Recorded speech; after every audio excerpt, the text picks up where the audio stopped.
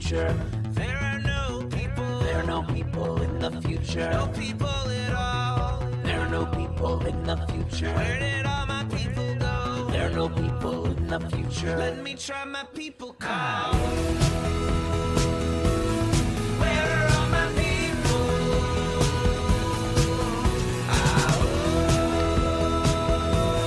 Where are all my people?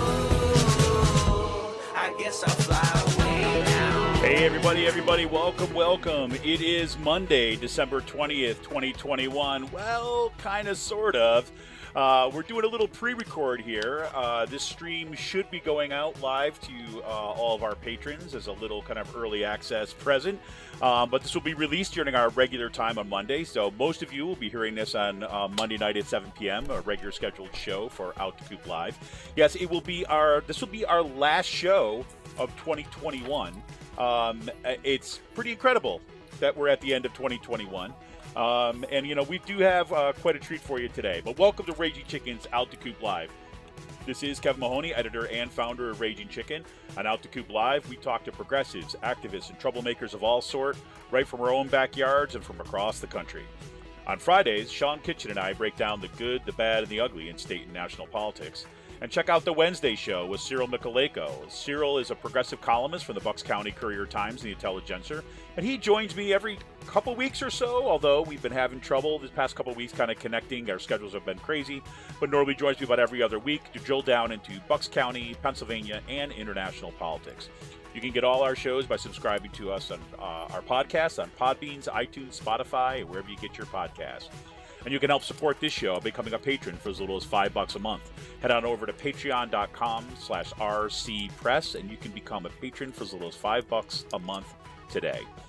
You can also help out the show by heading on over to our YouTube channel if you're not there already. Smash that subscribe button, like the stream for this show, and hit that notification bell so you know every time that we go live. You can also join our Discord server, info on that, and the link to join is right in the show notes for today. And if you want looking for more PA Progressive Talk, tune in to the Rick Smith Show's live stream at 9 p.m. Eastern on his YouTube channel, Twitter, or Facebook. And subscribe to his podcast wherever you get your podcasts. Go to thericksmithshow.com for the latest across all his platforms. And you got to check out the Sisters of the Night Caucus podcast, folks, if you haven't already. The amazing PA women stirring the political cauldron behind this podcast rock the house. And they know where the bodies are buried.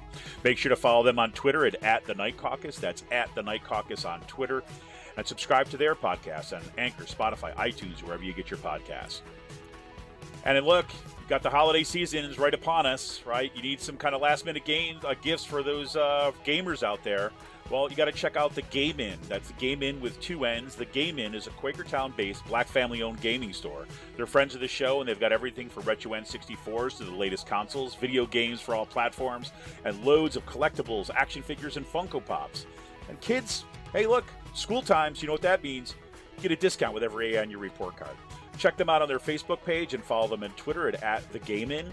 If you got a question about a game, look for something hard to get, shoot them an email at thegameinpa@gmail.com. And a special shout out once again goes to Jonathan Mann, who wrote our intro song, There Are No People in the Future. Check out all his great stuff on his YouTube page and follow him on Twitter at @SongADayMan. That's with two N's. That's the @SongADayMan on Twitter. Well, we've got a good one for you today, everybody. Today is just in time for Christmas week. I welcome Dr. Christopher Rodkey to the program.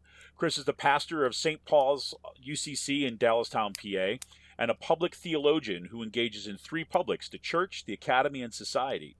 He has just announced his candidacy for state representative in PA's 93rd District, the seat currently held by Republican Mike Jones. We'll be talking about religion, politics, and the struggle for justice. Chris Rodkey is originally from Columbia in York County and attended St. Vincent College in Westmoreland County.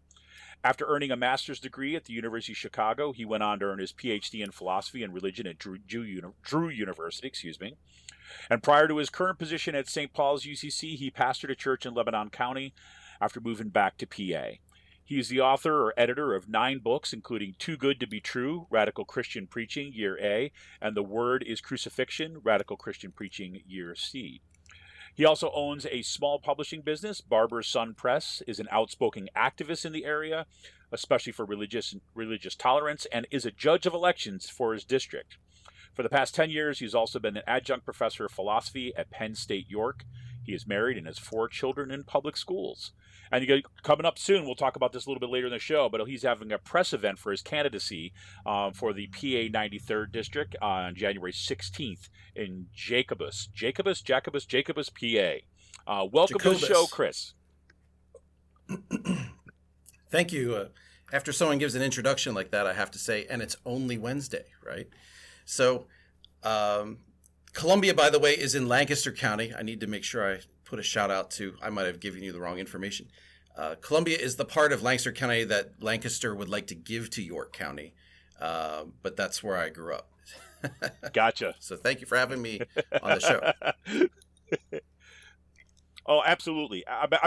We've talked before. I've been wanting to have you on the show for a while, and this seems to be like a perfect time to have you, given everything that has happened over the past several months around these kind of crazy school board races, what's happened with the rising, torrents of white supremacy and white nationalism and extremism, and as we're kind of looking ahead to kind of the new year, to kind of do a little reflective work here and think about the organizing that's before us.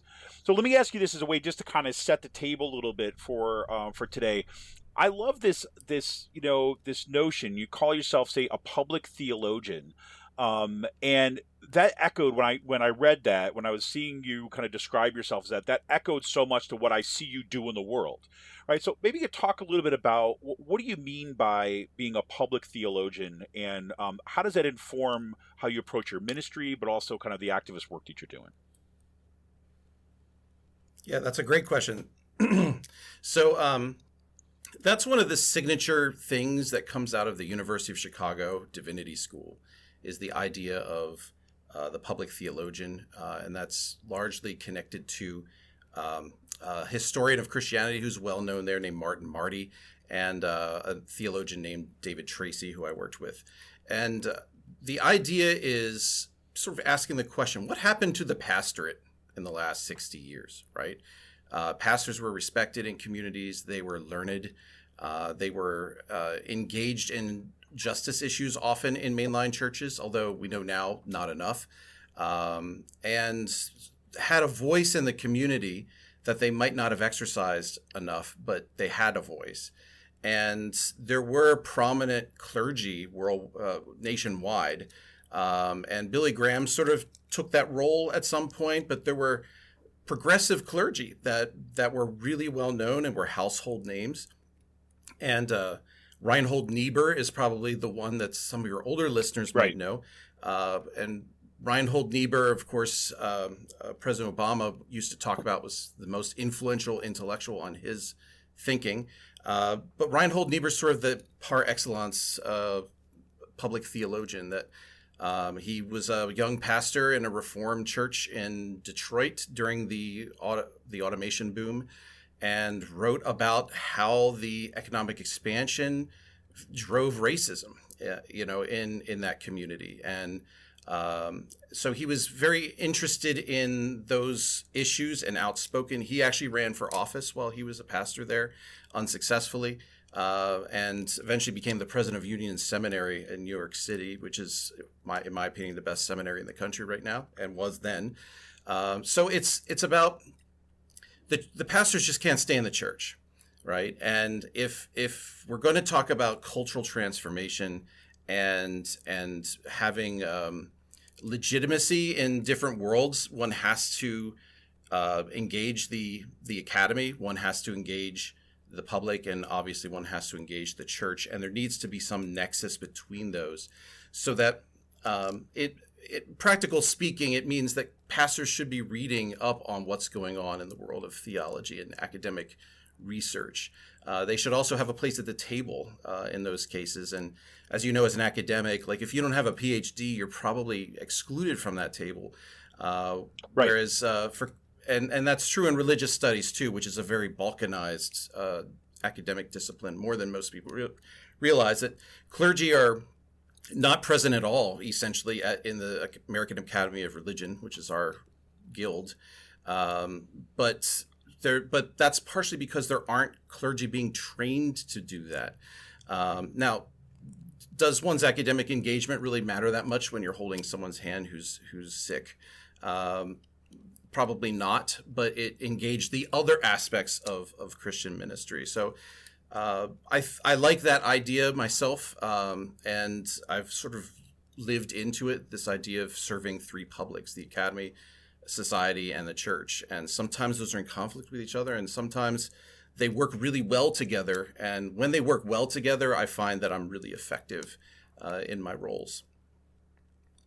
Well, it also seems to me that sometimes you've mentioned, say, sometimes these things are in tension, right? But it seems to me that that should be probably a critical aspect of any ministry, right? I mean, is that the fact that the tensions are real, and it's not just one thing or another. And I think one of the things I've always been fascinated about with kind of ministry and the church, and again, me growing up in a Catholic tradition, but was that, when you're involved with kind of, say, ministry, even if it's just, say, you're thinking like just in the church itself, is that you're not guaranteed to have an entire community that all believes one thing, right? You're going to have people that are going to be across spectrums. They're going to think about the world differently. They have a whole range of different kind of interest and backgrounds and thoughts on the world. And that becomes part of what has to happen. And, a part of what you do, right, is you have to kind of negotiate this because you're there serving everybody, right? Not just kind of one group of people that are sitting there as opposed to another. And it seems to me only like a natural extension that this would also happen when you kind of, say, leave the doors of the church, right, and walk out into the world. Is that because the world is really, I just remember growing up and always thinking about that, always listening to kind of, say, the stories of, say, the story of Jesus and him talking to people in the world. And I was thought like, okay, that's what makes sense, right? That you're actually reaching people that are out there in the world, not just waiting for people to come to you, but going out and being involved in what, people are actually experiencing out there. And that's what I always kind of heard, both in watching some of your sermons online and also kind of reading some of your stuff, is like that spirit of kind of engagement with people kind of where they're at, right? In a way that it's like with people, not kind of over and above them. Mm-hmm. Yeah, a lot of it has to do with what I call biblical illiteracy in churches. And I think probably the most, I've done some controversial things in my congregation, but I think the one that really I wasn't prepared for, sort of the I don't want to say backlash, that's not the right word, but the problems, I guess, was once I decided I was going to start preaching more directly right out of the Bible on Sunday mornings, and I said, get out your Bibles. And people looked at me funny, like, Bibles, and I heard the Bibles cracking open, in the pews. And this is a UCC church. We don't do that. The pastor reads it and then he tells you what to think about it, or she. And, the thing is that biblical scholarship, when you take it seriously, is much more revolutionary than people realize. And for that reason, that's one of the reasons why I think a lot of churches and a lot of clergy avoid it, because it requires you to do hermeneutics, if you know what I mean by that, like deep interpretation of a text. And sometimes a lot of clergy are not really prepared for that. And not all clergy go to graduate seminary or graduate school either. And I don't always think that's necessary. But one of the ways that I think about doing this in the church is, and I think there's some generational differences about this, but I'm teaching you how to practice hermeneutics. I'm teaching you how to interpret the world, and we do that by practicing how we interpret the text of the Scripture and mine it for what's valuable here and what might be surprising, and learning to interpret the world in this way. That the congregation is a community of interpreters. Right. There was a time when only the priest was allowed to read from the Scripture. And I think in Catholicism still today, only the priest can read from the Gospels, right? Because there is this role of clergy as interpreter. But in my worldview as a Protestant, I'm believe in the priesthood of all believers, and I want to empower and encourage my congregation, my audience, to interpret the world and go out and engage the world and take it seriously like we would take the Bible seriously in the church setting, if that makes sense.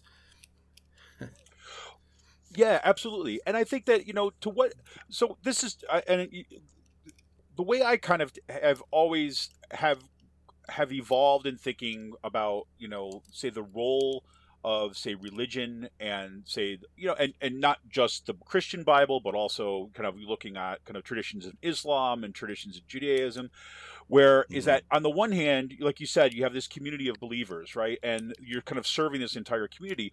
But it also seems that there's always been a role in social movements and struggles for, even when you're engaging with folks that may not be believers, right? But there's an entire, say, moral and ethical discourse, right? Where there's these points of intersection where people can speak to each other. And whether or not that means that, people, say, would join the church or not, it provides a rubric for us to understanding our place in the world and our moral center, right? And so I'm curious your thoughts on that kind of intersection too, as well, is that the role that kind of, say, religion and religious discourse has played in social movements, and how important it is for, say, even people within, say, religious communities, right, to be speaking kind of to that broader community, and for that matter, and for me, there's the reverse side too, for those folks in those, say, the non-believer communities, if you will, to kind of like understand the absolute critical role that kind of the community of religious discourse plays for those social movements. I don't know if that gets us in too heady of a space right now, but that's the kind of dynamic I always wrestle with in these discussions. I started talking about the church with biblical illiteracy, but I think in American society we have a religious illiteracy. And there's a fantastic book that was a New York Times bestseller called Religious Illiteracy by Stephen Prothero of Boston University, who's a social scientist who studies religion. And Stephen, who is that? I'm sorry, you broke up. Prothero, Prothero. Yeah.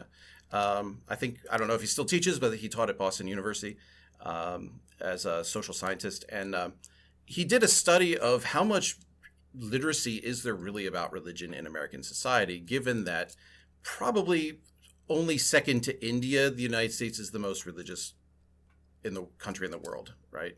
India is probably a little bit more than the United States, but given how religious our country is and how much religion affects our public life, how much do people really know about it? And what he found was that the more active you are as a religious practitioner across the board in the United States, the less you actually know about religion. And he even found that with certain groups that the more they practice their own religion, the less they actually know about their own religion too. And so the question is, like, why does that happen, and why is that a problem? And this book was written, I think during the late Bush years, in its first edition, when we were beginning to engage with the fact that we had an executive administration that had no idea what it was engaging with when it came to Islam, and how discourse on Islam had been sort of marginalized even in universities as not a legitimate study of religion. But here we are, and we have no idea what we're doing, and not understanding the difference between Shiite and Sunni, and what during the whole Obama's a Muslim thing, this fear about Sharia law was often like just blatantly not even factual to what Sharia law is, aside from the fear of it. So there is this religious illiteracy out there too. And I'm not sure it is necessarily the role of the church to educate the general public on religion, but that's where the academy comes in. And there's been a long movement among religious studies scholars that we need to have religious studies, not theology, but religious studies in public schools, because it's part of the public good. And that's about tolerance. It's about just basic information. It's knowing who your neighbors are. Though the argument could be made that as Christianity and religion in general has declined in the United States, there might not be as much of a need for it. But interestingly, one of the things that came out of the study is most atheists know more about religions than religious practitioners. Wow. I don't know if that's still true 15 years later, but I would assume that it's true. So this is a public problem in terms of just understanding our own history. And when I talk to college students about American history, and I'm not a historian, But if you're an English professor, if you teach, I was a double major in English in college, and when you're looking at early American literature, it can be frustrating to people because it's just religious memoirs and sermons, right? And reinterpretations of Psalms, right? That the Bible was very much how people learned how to read up until shortly after the Civil War. I mean, that was the book that was used for instruction in reading. It's difficult for modern people to even read Abraham Lincoln's writings without knowing something about biblical scripture, biblical allusions, and that sort of thing.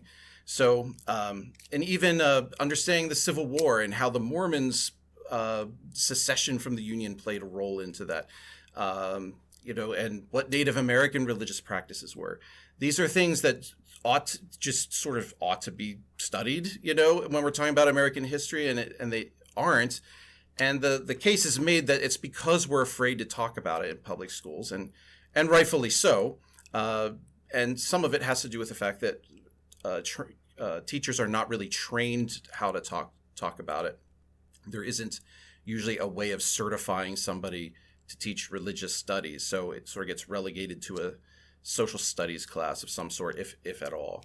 And in fact, I think it was a social studies class in high school that really got me interested in world religions, where we did a little unit on China and Islam, and I started going to the public library, which is on my paper route, and getting books out on these things I'd never heard of before. And luckily, my parents tolerated me doing it, and I got really interested in this stuff.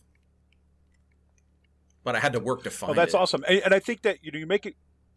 Yeah, no, sure. And I think it's a really important distinction to make. And this is one of these conversations I have like periodically and like consistently when people talk about, say, for example, the separation of church and state, right? I said a separation of church and state doesn't mean that you can't talk about religion, right? It means that you can't like preach this religion and ask your students to believe it. I'm like, that's the distinction, right? And I think the fact that because I agree with you. I mean, I remember when I got to college, I mean, I was like excited to take every class I could take that was talk about Buddhism, talk about Hinduism and stuff, just because I had no idea about kind of like belief structures and histories and all that stuff, and it seemed so important just to kind of know, and it was fascinating, right? I mean, and to say that we could approach, say, religious studies in that kind of way, right, where you're, and I think it's a phenomenal context to bring believers of different faiths, actually, or no faith at all, right, in conversation with one another in a kind of multicultural democracy, right? I mean, that seems to me to be like kind of at the core of, an argument, at least I would say, of this stuff needs to be talked about kind of openly and kind of like refreshingly openly in the kind of American discourse. But a lot of people outside of the academic let me ask study you this. of So religion don't one of the reasons I wanted to have you on too as well. Sorry, go ahead. No, one of the things that I was just going to say for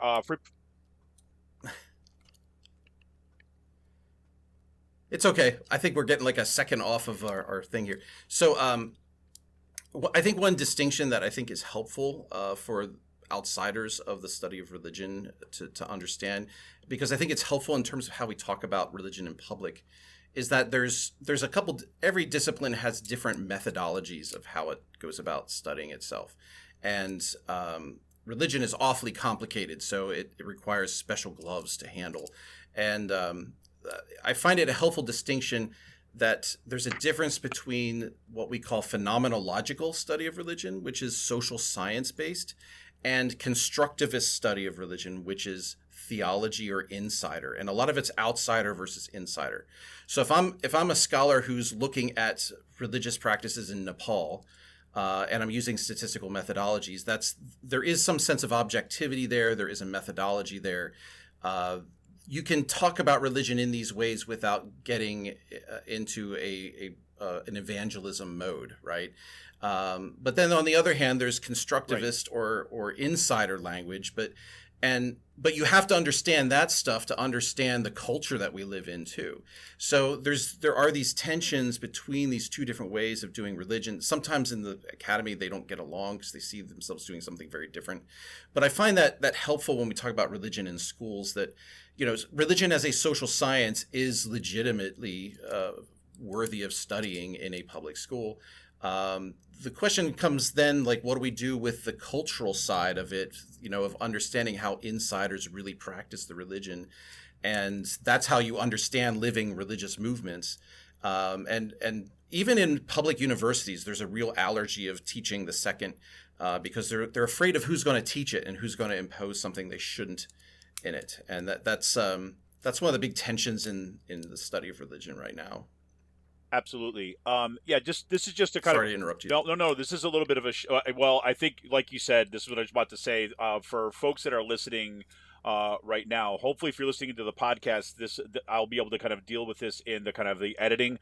But we're getting a little bit of a delay right now, just so everybody is aware. So if there's kind of us talking over each other a little bit, it's only because we're not realizing the other person has started speaking. So I want to be clear. Yeah. So we'll do our best to kind of make that up. And I don't know about you, Chris. On my end, I'm getting you breaking up a little bit. I don't know if that's happening for you too as well. I hear you fine, but I'll do better.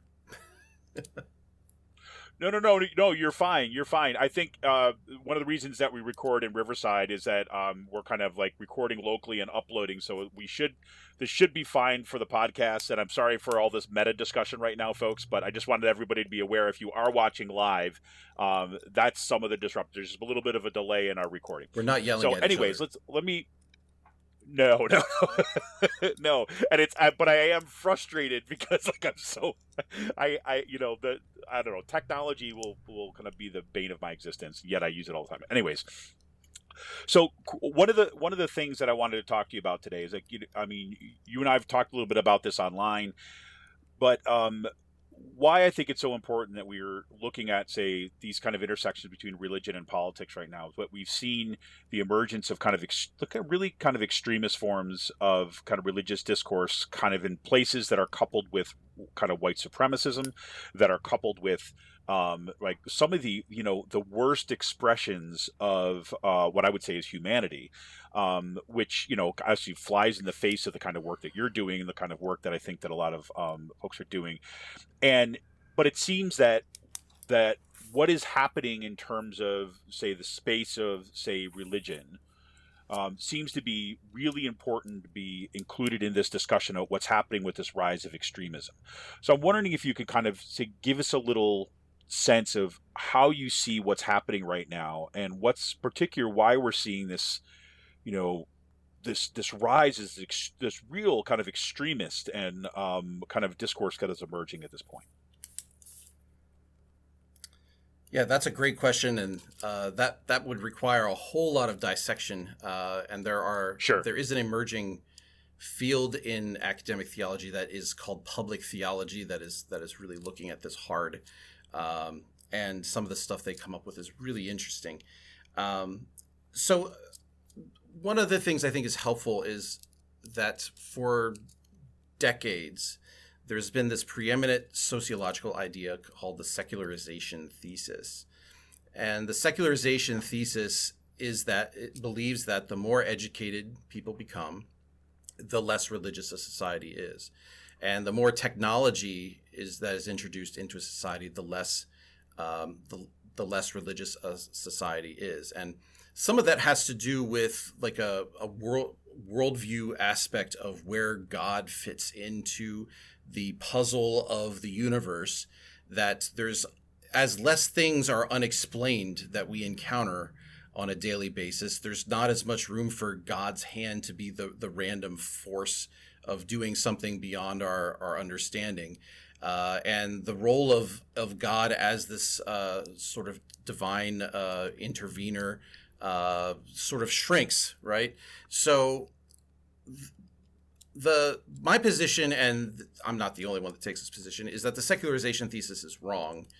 that even though one might look at our society right now and see a decline in religion, I just saw yet another study coming out that more adults are calling themselves none. When they are asked, what religion are you? They say none. There's no connection whatsoever with a tradition. And I think a lot of that has to do with the forgetting of ethnic backgrounds among white folks in particular, that are still expressed in a lot of these mainline churches that are everywhere in the United States. But you see the place at the table culturally has really declined in lots of parts of the country with pastors and churches. They don't have the dominant place in society they once had, and it's easy to look and see, the churches are really dying. Well, I would suggest that institutionalized religion is dying in the United States in many aspects. For years, the conservative religious folks have argued, well, the reason why is because the liberals have bad theology. Well, the fact is that the decline of the mainline church in the United States actually can be entirely statistically tied to the birth rate. Yes. When you run those models, it's actually exactly tied to it. And so it makes sense that more conservative religious groups that didn't want to have a decline really fought against contraception and sex education because the more babies they had, the more they could keep this narrative going that they have the right theology. But the Southern Baptist Church in the last year and a half or 2 years has seen the biggest decline of any religious group we've ever seen as long as it's been studied in the United States. And a lot of it has to do with younger people leaving, and they're not going anywhere else. They're just leaving. And I've come to the conclusion that in many forms of Christianity, I think the proper response is to leave, to continue to practice what's actually in the Bible, because you're not seeing it institutionally implemented in front of you. I don't think it's necessarily the case, but I think that is often the case. And I myself had those experiences too. And I think young Generation X and millennials can completely relate to that. But to the secularization thesis, religion is not in decline, but what we understand as religion is changing, right? You can call anything a religion and you can study anything like a religion. But when we give like the title religion, it isn't just the great traditions of the world. It's ways in which we behave and interact with mythology and legends and affect. And it makes total sense that QAnon would emerge as this pseudo-religion. There's a long history of secrecy in spiritual practices in the United States. That's a topic that has been forbidden in the academy for a long time. And now we're talking about it a lot more, as knowing that most of our so-called Christian founding fathers were sort of weird deists that practiced Freemasonry, and just how much of that secret society influence has had on our culture.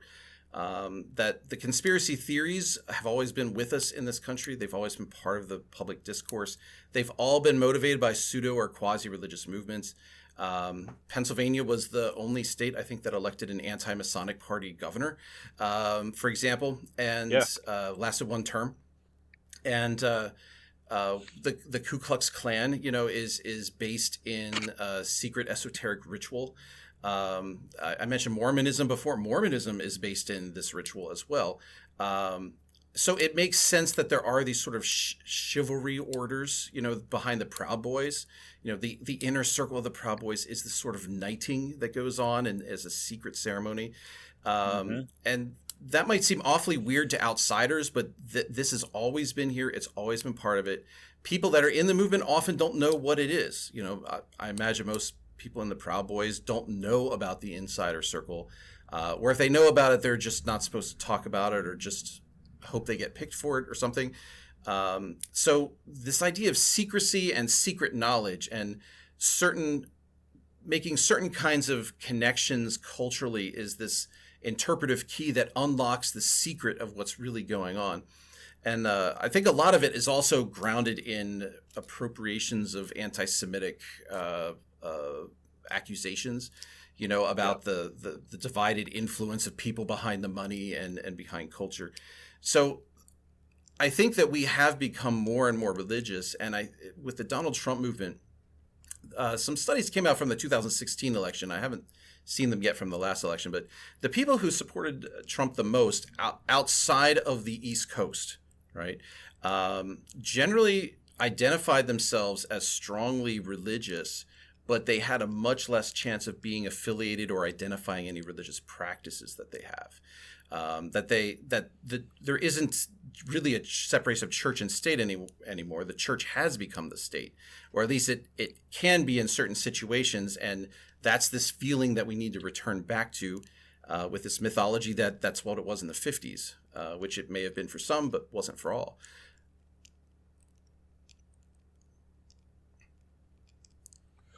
That makes total sense to me, and I think that I love the fact that you kind of brought up these rituals as kind of being kind of integrated within these kind of conspiracy movie, and I think it's also it opens up a kind of way of understanding to what I think a lot of people experience as completely bizarre in the QAnon movement, that you find like, it's not just these, cookie cutter ideas about what a white supremacist, for example, looks like, is like some of the interviews that have been conducted with people that have gone over to this QAnon are these folks that kind of found their way in through like crystals, right, and the vibrations of the universe, for example, and all this, and you see, I won't say, I don't want to speak for anybody else, but I mean, what I kept on seeing when I would see these interviews, what I see this deep sense of people looking for a place to belong and feeling like they had this kind of insider track,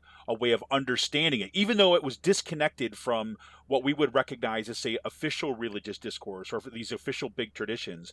But the dynamics seemed like very familiar to me, to people that I knew and I grew up with within the Catholic Church. It was a similar kind of connection to these sets of practices and these sets of rituals that made them part of something else.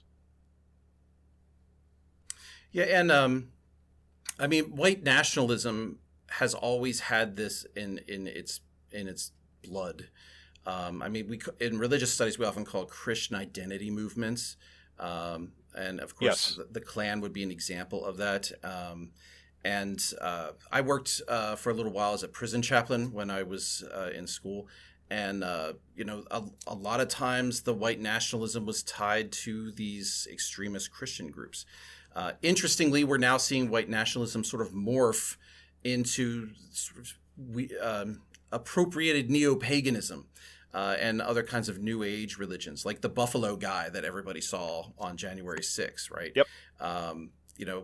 People were saying, well, this guy had to be Antifa because who would dress like that? Well, you could tell from his tattoos what he was, if you know the symbols, you know what's there, and the symbols are constantly changing. They love symbols. Right, we saw this in Charlottesville too. That the Klan was there, I guess, but it was these guys wearing polos with weird symbols on them that are always changing, and you have to be an insider to know. And if you're left out, you need to find a way back in. And when I say ritual, I don't mean that there is necessarily some initiation ritual to QAnon or these other groups. Right. Although there may be in some cases, it's the performative act of being programmed, right, to certain kinds of knowledge and being given this unlocking of the secrets of the universe. I mean, people, a lot of times students, they know what Scientology is, or they've heard of it, and so they're always like, in religious studies class, are we going to stop talking about the main religions and can we talk about Scientology because I want to know about that? And why would someone believe about this Lord Xenu, that created, I'm not sure I even know the mythology that well, but why would someone believe this? Why would people put money into this? And it's because there is this ritual that every level of the practice unlocks a new set of parameters of reality or ways of making sense of reality that you can only have if you are privileged enough to get to that point. And if you read the ritual work, if you had knowledge of it from the outside, you'd say, well, what is this? This makes no sense. That's why it makes no sense, because it's this graded detachment from the lived world we live in under the assumption that there is this secret that unlocks the universe. And this has been around for a long, long time. I mean, Mithraism in ancient times, had this idea of these rituals in caves that unlock the secrets of the universe. And, everybody knows Plato's Allegory of the Cave, right? That Plato was actually, I think, trying to critique this idea that you don't need to go into a cave to have the secrets of the universe unlocked, right? Now, Plato had some other weird ideas, but there was this sense that the deeper you go into it, the more things are unlocked and the more arcane it becomes. And it's important to remember, too, that after the Civil War, I think the number was 1 out of every 4 men in the United States belonged to one of these fraternal organizations, including African Americans, right? Mm-hmm. So 1 out of every 4 men in the United States belonged to one of these groups that a large percentage of them had these kinds of ideas going on. Some of them harmless, a lot of them Orientalist, and others sort of, what we might look at as sort of unusual. But this has been in our country for a long time, and we're just seeing it reappropriate, remorph into new practices, but it has taken a more extreme form, and it's been given permission to be in public more. Yeah, I'm thinking here, you mentioned the Christian identity movement, and I'm thinking of, say, Doug Mastriano, for example, one of Pennsylvania owned who's, is toying of whether or not he wants to become our next governor or try to. But it was really interesting in some of the interviews that he had given to conservative radio, or even pressured by some journalists, about, saying like, look, like, you're hanging out with white supremacists. This is white supremacy, or this is, kind of white nationalism. And he was very insistent upon calling himself like a Christian nationalist, for example, right? And in some of these interviews, and he would make these kind of reference, and you see this kind of discourse emerge as a way of kind of like deflecting claims that what they're arguing for is this kind of like, white supremacy or white nationalism, instead talking about this, say, Christian nationalism. I'm curious, like what you think of that, number one, but then number two, how dangerous do you think that is in terms of like a movement by itself? Because, I don't like to get into like hysteria mode where you're taking these real kind of fringe groups and kind of blowing them up to be bigger than they actually are. Yet nonetheless, this is one of those practices and discourses. It keeps on emerging, and you find their numbers growing in terms of these protests that are taking place on the Capitol steps, with their kind of like pine tree flags and all this, making this claim for Christian nationalism. So I'm curious your take on that. Yeah, and it's interesting that I haven't looked recently, but the Proud Boys, when they first got on my radar, and I know when I talked to the police in the community once about it, they thought I was just, that sounds like something from the Dukes of Hazzard, right? They didn't believe me, and they would say that we're not white nationalists, we're Western chauvinists, right? They've come up with different ways of describing themselves to sort of step around this idea, and a lot of the discourse is, and I think this is fueled in a lot of the critical race theory conversations in Pennsylvania, is this embracing of the rhetoric that says, when we talk about uncomfortable things regarding race and injustice in our society, that the person who's bringing it up is the real racist for bringing it up, right? As long as we don't talk about it, as long as we can ignore it, or certain those that aren't affected by it can ignore it, you're the one that's creating the division. You're the one who's the true racist. So the racist organizations are not really the racists here, which from the outside, people will hear that. Like, how could you even say that? It makes total sense on the inside. It makes total sense on the inside based on what their shared values are and the mythologies of history that they have. And that's why this battle over American history is so crucial, because they need to maintain this sense of protecting the narratives of American history that have always been accepted without question, because it's like they were changing the Bible, right?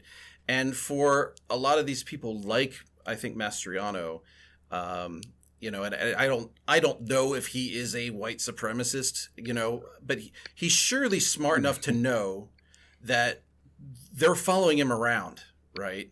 And he might not endorse them, but he knows how to bait them. And, when he was forced off that committee, a couple months ago, was it Brian Cutler was that who was behind that? These groups, these different militia groups were outside of Brian Cutler's house, harassing him outside, right. because of what he did to Mastriano. Like Mastriano is not stupid, right? So, I hesitate to call people racist or white nationalists without like sort of having a clear connection, but there's this engagement with it. There's this play of it. One time I asked my representative, Mike Jones, like, so why do you feel it's okay that these militia guys that are connected to white nationalism were like your security guards at the Capitol for the speech today? And he's like, I don't know what you're talking about. Well, there were only 80 people there. Like, how do you not notice this, right? And you can tell from the symbols on their flags, and they're not really that hidden. So with Mastriano, I think that's the danger of someone like that he knows how to play it stupid. I used to think that Trump really wasn't smart enough to know how he was fitting into this narrative. I think he knows now.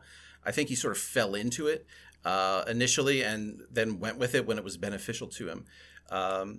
So I might have gotten a little bit away from your question, but this stuff is out there, and that is changing too. And one of the ways I think we see that change is this fervor about school board elections, right, and the stories of American history that any rational person on the outside would see. There's things we can talk about here. There's legitimate things to talk about here, but the way in which we're talking about it, like we are changing the canon of Scripture, is a kind of religious affect that's being provoked, and people might not realize that that's what's going on, but that's very much what's going on. I said to someone, like, is it really racist to like learn that Andrew Jackson was a real asshole, right? It shouldn't take one to go to graduate school to realize that he was motivated by a deep hatred of Native Americans and everything he did. But we need to like whitewash that history. We don't want to feel bad about having him on the $20 bill.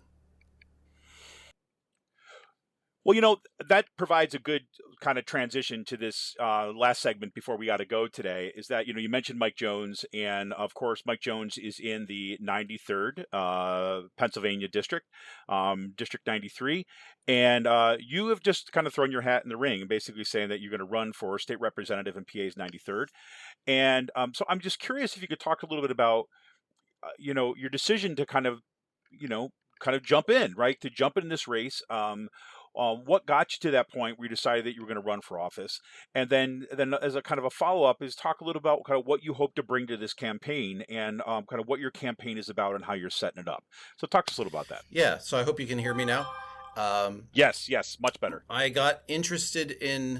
always been interested in politics, and I was part of a 4-H program. I don't know if they still do this sort of thing with 4-H, for government engagement. And one of the things I got to do with that, in addition to learning a lot more about state government, and I think we focused on agricultural issues, was that I got to be a guest page for several days in the Harrisburg Capitol, and that was a overwhelmingly positive experience. I learned a lot. I was really impressed that the representative I was with, like, at one point asked the secretary how many people called and said do this and how many people called and said don't do this, and explaining that this is an issue I really don't have an opinion about, but I go by who called and left a message, told them what they think, and I was just surprised that people had that kind of influence, and things are different now, but I've always had an interest in politics, and when I moved back to Pennsylvania, I made a point to get involved on more local levels and state levels than I had before. And moving to Lebanon, we had Lebanon is always a hotbed of like weirdness when it comes to state politics. There was a state representative there named Rosemary Swanger, and I found very quickly that just asking basic questions really intimidated them. And I really saw that I had a power over these people by just being smart and asking the right questions. And we can get into the details of it, but I'd like to take credit for sort of derailing one of her initiatives once just by asking a question on a radio show. But when I moved to York County, I knew what I was getting into here. And when I first started engaging a state representative at the time was Kristen Phillips-Hill, who's now a state senator. She and I don't see eye to eye on very much, but she always gave me her time. She was always very respectful. She was always pretty forthright with me about things, I think. And while I understand we have different positions, like there is this sort of genteel thing going on. Now, I know that not everyone had that experience with her, but my position as a pastor might have had something to do with that. When Mike Jones was elected, I didn't know much about him. He's tried to sell himself as a sort of bipartisan moderate. And I think he actually sort of started out playing that role, but over time, that's not what it is. And it may be that he's changed over that time. I don't know. But I started engaging him online. I think the fetal funeral bill, the first time it came up, might have been the first thing I contacted him about. And I was just so disappointed by how he answered questions. And so long story short, when the pandemic started, I started paying a lot more attention to state politics.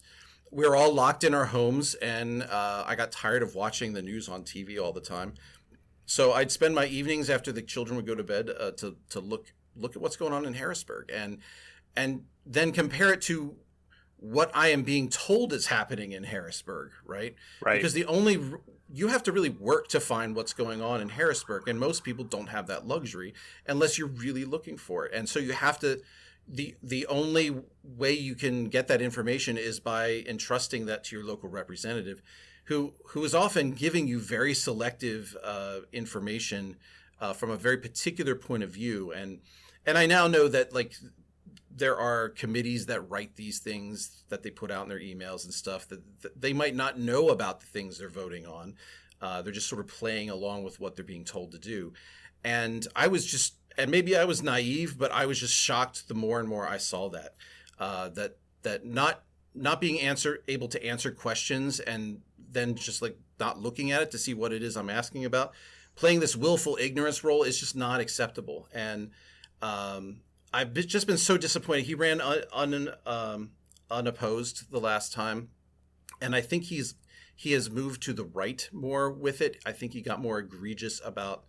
Yeah. He thinks that he owns the libs by acting like a fool on his Facebook page, and he spends a lot of time arguing with people on his Facebook page. So I've taken full advantage of that over the last year.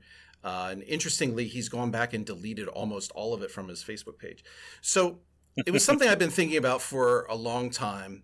And I was saying to everyone, if no one else is going to run, somebody's got to do something, because I hold to the belief that central Pennsylvania is part of the road that led to January 6th, right? Frank Ryan's false information about the election numbers is still being repeated. I recently heard the podcast American Radical, where they had parts of Trump's speech that morning. I'm not sure I heard the whole thing before. And he's quoting stuff we heard in Pennsylvania. This stuff came from Pennsylvania. They knew they were lying about it. They knew that they were misrepresenting things. Frank Ryan's an accountant. How can he be an accountant and misgive such blatant false numbers?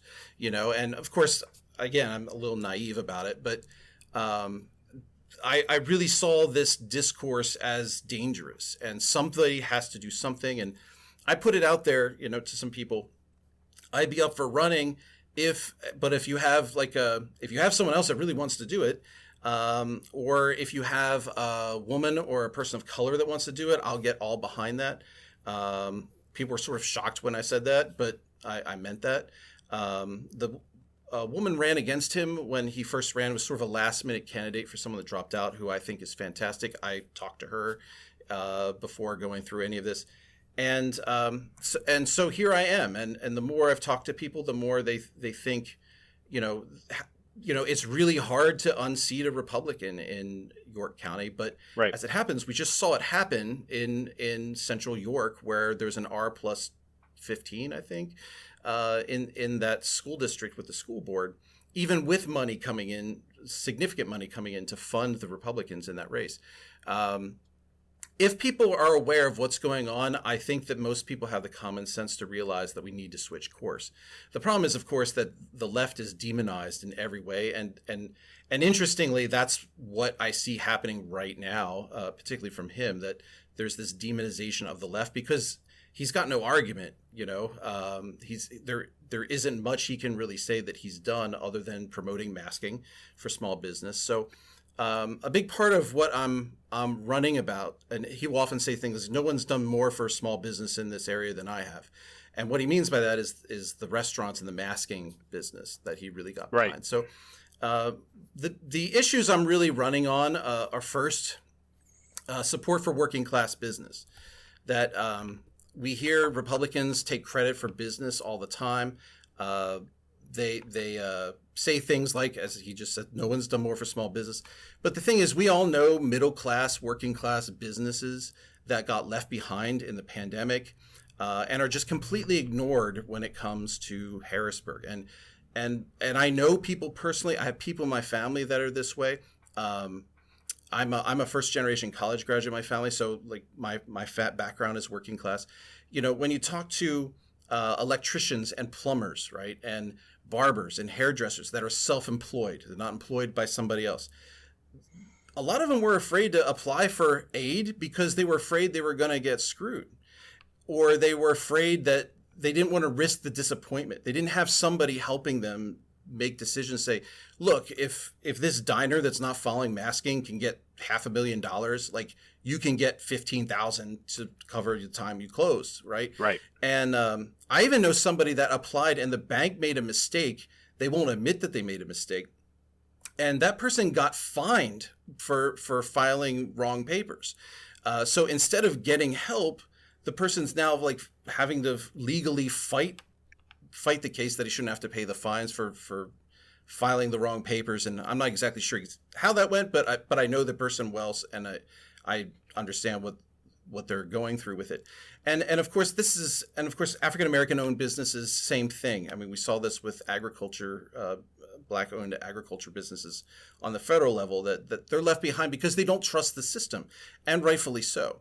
And these are the people that aren't out there complaining about it. They're not out there lobbying. They don't have lobbyists. They don't have a real voice in public.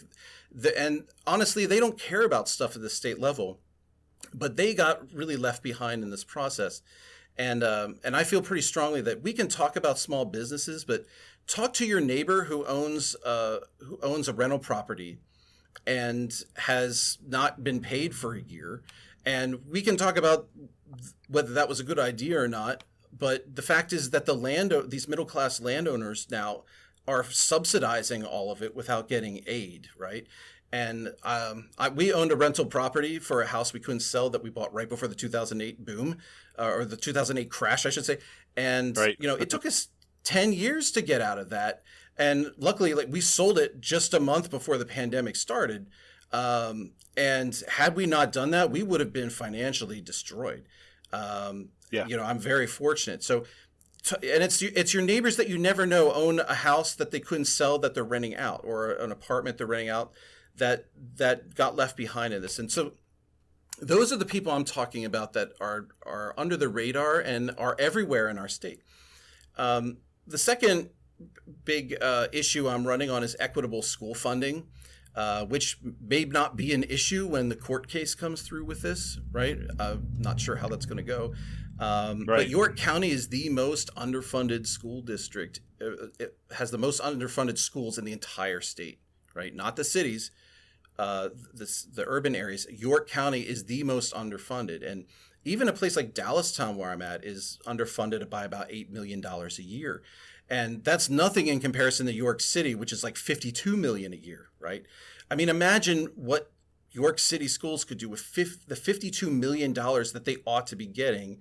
But instead, local taxpayers are, of course, subsidizing richer parts of the state that have had a population decline, that are taking larger amounts of money per student to their ritzy private schools and charter schools, so that they can maintain good graces with that community and the EITC programs. Cannabis legalization is a big part of what I'm talking about too. I'm not really sure where a lot of Republicans fall on this. I think they're just waiting for a Republican governor to come in so that they can claim it's their idea. But I feel very strongly that whether you like it or not, it's coming, right? So I think we're past the point of recognizing that it's coming. That we don't really have much of a choice about whether it's coming or not. So that moral question's off the table, and we're behind the time on this in some ways. So I feel that we should be the first state to do it right, and by that I mean that farmers and agriculture in Pennsylvania is the number one issue for every aspect of how we're going to do it. It's got to be good for the farmers. It's got to preserve our farms. It has to find a way to make sure that new businesses, young people that want to get into the business, are not shut out by corporations, right? And we know, I've seen recently some numbers about racial disparity in terms of who works in that industry. Like 1.2% of that industry outside of where it's legal are non-white, right? I mean, that's serious. Like that's something that needs to be addressed in some way. We have to look at the other things that went wrong and address it. But I really want to focus that the farmers need to be the main priority. Right. And the final thing I'm really stressing with my campaign is sustainability and stewardship of the land. We can, every time we talk about environment and business, the conversation starts and ends with fracking. And you've talked about this on your show before. And we never get past that, right? And we need to think about sustainability in a broad sense in terms of new business startup and higher education. And we need to not just train engineers that will want to stay here and use our best natural resource, which is the land. The state's named after the woods, right? So convincing young people to stay here with exciting new businesses like that. But we also need salespeople. We need technicians, right? We need business savvy people. It's not just an engineering issue, and I think it's going to require a shift, particularly among higher education and secondary education, to really prioritize this. We're getting ready for it with cannabis legalization in some ways, but we're not getting ready for this boom of industry. So those are the four main points. There are other issues I'm interested in, but those are my main talking points that I'm putting forward. And what I'm trying to show is that I like to enter issues from the side rather than from the rehearsed conversations. That what I'm talking about with sustainability, very few people are talking about. And I think we need to think bigger. I think we need to think bigger in Pennsylvania. There's no reason why we can't be the leader of the country on these issues.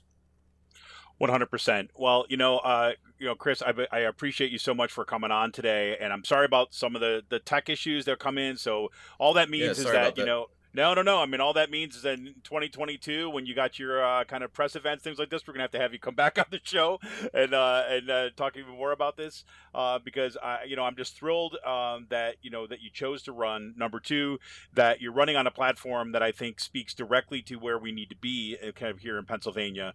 And like I said, or like you said, is that you're talking about in Center County, the center part of the state, where we played such a kind of a critical role in things like the insurrection and so on, that we need to be kind of engaged and kind of be running politically and building power, building organization over time in spaces like this. So I appreciate all the work you're doing, man. And, I definitely want to have you back on in the new year. We could get into some of these issues once again.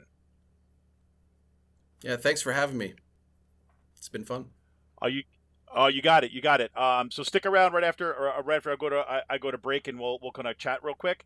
So hey everybody, thank you for tuning in for today. This is Kevin Mahoney, editor and founder of Raging Chicken. I'm sorry that we kind of had a little kind of like some technical glitches. Hopefully, in the final version of this that you're going to hear on Monday, that I'm going to have most of the stuff worked out. Fingers crossed. But this, thank you for tuning in. Thank you for kind of checking us out. This is Kevin Mahoney, editor and founder of Raging Chicken. Want to remind you can help support this show by going to patreon.com/RC Press. And we got lots of work to do in 2022. Last Out to Coop Live of 2021 right here, folks. So Merry Christmas and Happy New Year, Chris, and we'll see you on the flip side. There are no people in the future. See ya! People call.